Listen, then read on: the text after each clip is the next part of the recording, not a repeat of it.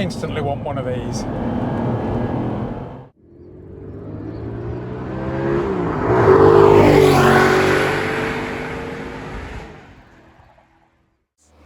Hello and welcome to Drivers Keepers. Today we are looking at this beauty, Gen 1 Audi R8. What a motor. Oh, it's one of my favourites as well, Simon, is this. It really is. We're going to find out all about it and we're going to take it for a drive. Sound interesting?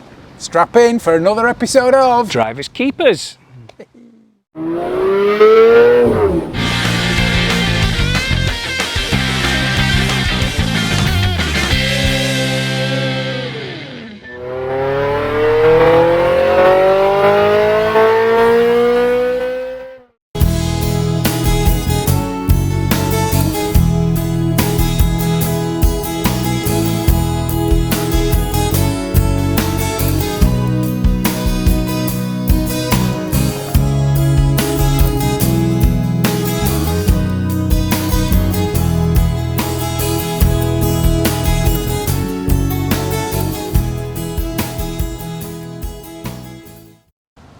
So we're with Sam Russell, who's got this stunning first gen R8. Personally, one of my favourite cars. Sam, it's a keeper, is this one, I take it, isn't it? It is, Simon. Yeah, I've not actually had it all that long, but for me, it's been my childhood hero car, poster car. 10 years old when these came out back in '07, and pretty much since then. My dad was an Audi man. Yeah. But sadly only A6s and stuff, but going to the Audi garage with him, take the car in for a service, I just wanted to go and sit in one of these, and I feel very lucky that I've been able to get one. I mean, it's an absolutely stunning car, and personally I love the sound of those V8s. They've just got that American kind of warble, haven't they? Yeah, it's a fantastic sound. I mean, it's some people put exhaust on them. This is stock, so it's not as loud as some of the others.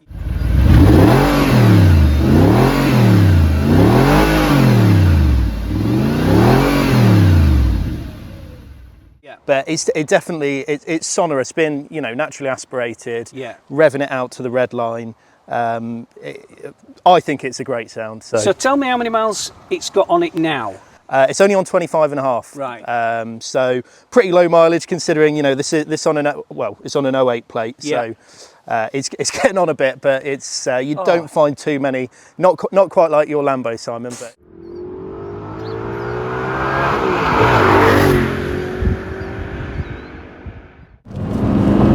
So, it's a while since I drove one of these, Simon. You had one on the 6-gear fleet, yes? Yes, indeed, yeah. A white one with red leather. We called it the porn stars car. But I tell you what, this is absolutely seamless. It's beautiful just, spec, it really is. Did you ever daily the one that you had on there? No, I didn't. Right. It's a long time since I've driven one, but oh man, I just forgot how nice these are. And the thing is, the V10s always kind of push the V8 aside. Yeah. But I think the V8's the sweet spot personally. I think the V10 was a bit heavy, probably a bit too much power for it. I think the V8's the sweet spot for the R8 personally. And what a fantastic box. I mean, it's a cliche, but it's an open gate, and it's so much slicker than my Mercy. God. It makes the Ferrari click clink, well, like yours, the Lamborghini as well. That noise, that metal on metal noise as you go. It's just amazing, isn't it? Yeah, it really is.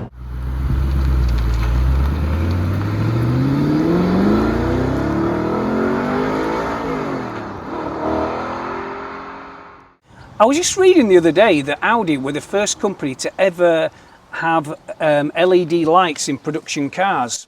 That's right. On the R8. So this first gen R8, it's got the little single LEDs down there.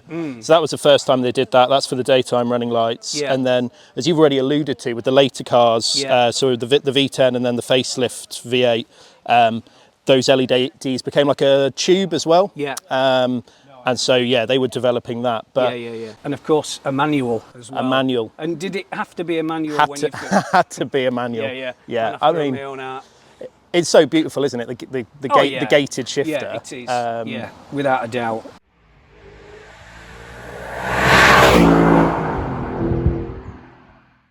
But it feels bulletproof. It feels bulletproof, but not only that, it's how long have these been around now? Right, You know, well, they appeared in concept form 2005, so same as your car 2004. Yeah. For those of you new to the channel, Simon drives the 2004 Lamborghini Murcielago, which is the highest mileage Lamborghini in the world, 302,000 miles, manual box. I drive a manual 430 Spider, both 2004, 2005. oh man, Oh, it wants to go, doesn't it? oh. Feel it, just like... And I mean, how good value these are. We forgot to ask how much Sam paid for this. I've a feeling he told me it was around about 40, which you might think is quite expensive for a first gen R8, but actually it's not, because this one is absolutely pristine. And quite low miles. Yeah, 25,000 miles. A lot of these have got big miles because they're a car that you can daily, and it's an Exactly. Audi. Why wouldn't Yeah. you put miles on it? Yeah, So this is epic. It's beautiful, isn't it? It really is. There's not many times I genuinely get enthusiastic about supercars, and I don't want that to sound arrogant. It's just that, you know, I've driven a few, and, Yeah. and you know, you kind of get used to them. But when you're getting something like this, which is clearly something you can use every day, and it's got the sound, it's got the manual box, it looks well, you know, and they're good value, as I just said. Great value, 35, You know, 40 grand. Yeah, exactly. Which is well, ridiculous. even cheaper than that if you want to go for one that needs maybe a bit of work Yeah. or isn't as pristine as this one, but goodness me. So yeah, it's nearly a 20-year-old design, but Yeah. it just looks amazing. Yeah.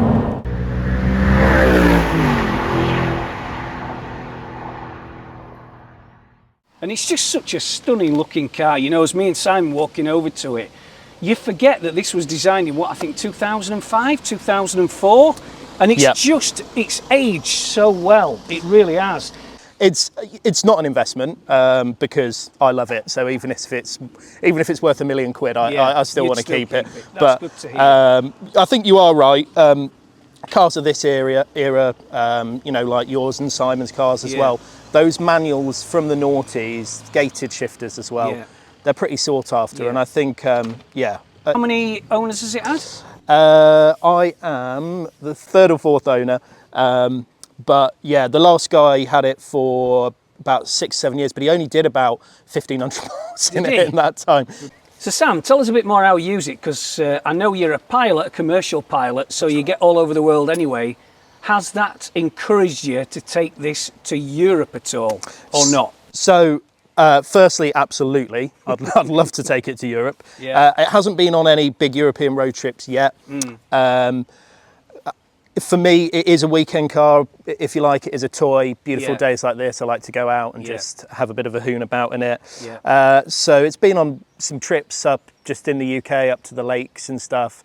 Got a trip in the works for the NC 500 a little bit later on in the summer. Oh, great.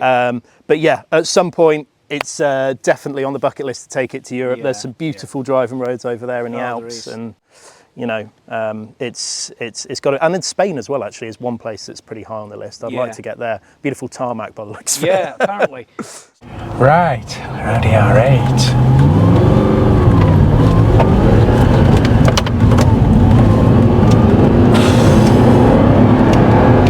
Okay, instantly want one of these. Oh my God, Sime. It's great, isn't it? Oh, it's immense. Oh, I love it. It does not feel like a nearly 20-year-old car, does it? No, not at all. Wow. Oh, good view out of the mirrors as well. Look at those haunches. Love that gearbox. Oh, isn't it? It's just... The road reviews of the day were saying that the two outstanding things are the gearbox and the fact that a lot of Audis early, well, even now I think, front-engined Audis have their engines really far forwards. Oh, a lot of the weight over in front of the front wheels, so they tend to understeer lots. Whereas this mid-engined, it's the same engine that they had in the RS4, the estate, that beautiful, fast Audi estate that they used to do. I didn't know that. Yeah, same engine, but they've dry sumped it so that it can sit much lower. Right. And so the other standout, they reckon, I mean, we're not testing its dynamic ability at the minute because we're in a traffic jam, but they reckon the handling of these things, the front end, the turning and the grip is just immense. It's four-wheel drive, isn't it? Yeah. Yeah. Yeah, Sam was saying that about the early, the journos at the time were completely bowled over by it because of the points you've just made. And it was such a surprise, it was so un-Audi-like. You know, the RS4 was a bit of a shock that they've just rocked up with this good-looking estate car, but stuck arguably one of the best naturally aspirated engines ever made. That V8's just Audi, a beast of a thing. You know, they've always been full of surprises over the years, haven't they? Because, I mean, obviously everybody knows about the Quattro, and they introduced that out of nowhere, didn't they? Came out of nowhere. It was just, it completely changed the whole rally scene. Wiped the floor with everything in and rallying, this, it's fair to say, probably changed. I bet this made a few manufacturers sit up and beg, you know, because they saw this come out and thought, my God. Even Porsche had to pay attention. I mean, they were, everyone said that the 911 was the best car you could buy, and then this came along and people were like, ooh, maybe. Yeah, totally. Oh, and now we're stuck behind a lorry, for goodness sake. It goes into 2 lanes a bit further up.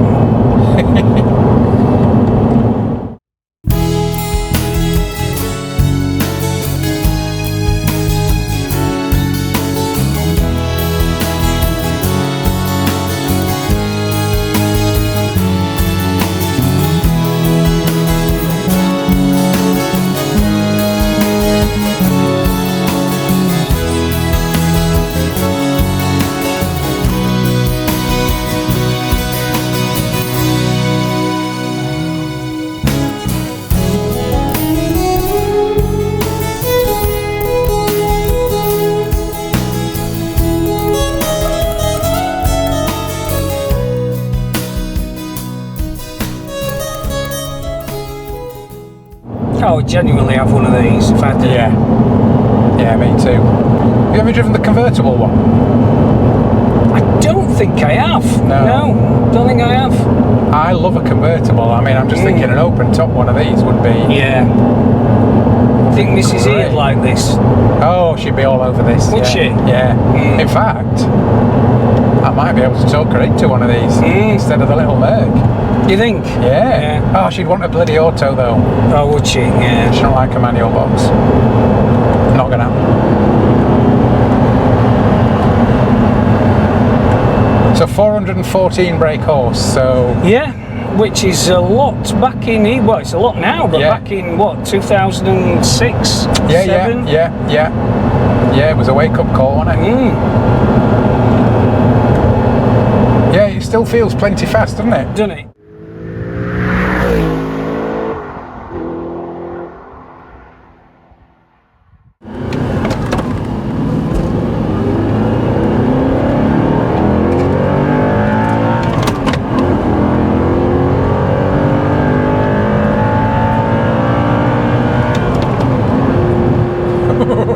Beautiful, isn't it?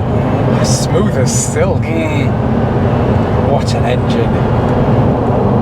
Oh, I love that amount of performance because it's fast, but it's just so usable. We're doing 60, it's just usable on the road. It's just such an epic all-rounder. It really is. A bit like, you remember that NSX we drove? Yes. That never really popped up on my radar. I knew they existed, never really thought about it, didn't really care. And it was an amazing car. I think I'm going to put this in the same category. Really? I knew they existed, I knew they looked good, I never really wanted, I didn't... Have you driven one of these before? Yeah. Right. Never lusted after one, never really considered it. But, wow. As you say, you might get Mrs. E. When she watches this video, she might be taking you back to Alexander's. Good choice, Sam. Very good choice. Well, as it says, it was his pin-up car. Yeah, isn't that lovely that we all have pin-up cars, We do, and then to be able to go out and buy what you always dreamed of when you were a kid, that's a big tick in a box. Definitely. I hadn't even tried 60. I mean, 5th is pretty... Ooh, yeah. No, it's a great The car. revs have dropped to 2,000 at just under 60. Cruise all day like this, couldn't you?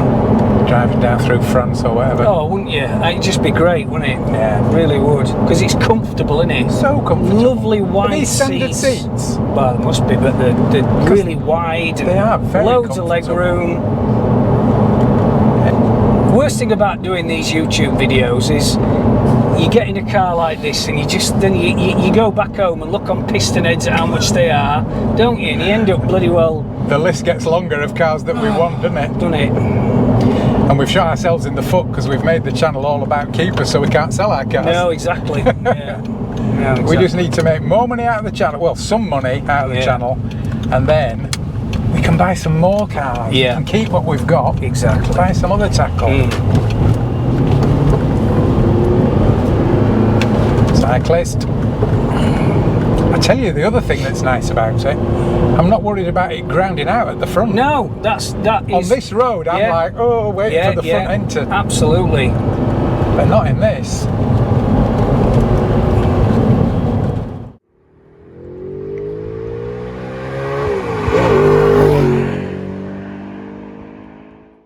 I mean, the one thing is, the one that I've driven a lot more is the V10 version of this. Okay. And it is, it's staggeringly fast. Yeah, it's the Gallardo engine, no? Yeah, staggeringly fast, but at the same time, I love the manual box in this. Yeah.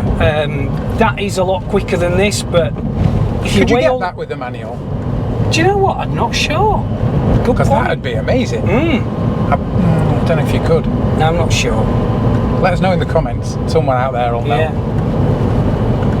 Because it's Gallardo underpinnings, isn't it? Which is why chassis. why it handles Yeah. like it does. It's supercar underpinnings. That amazing engine out of the RS4. Yeah, what a combination. So what are you talking for a service on one of these? Just an interim.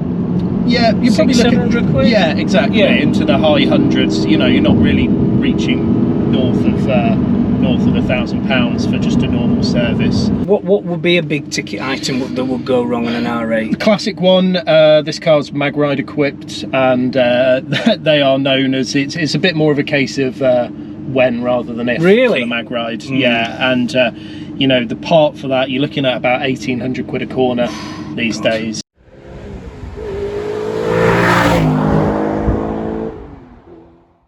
Wow, love that.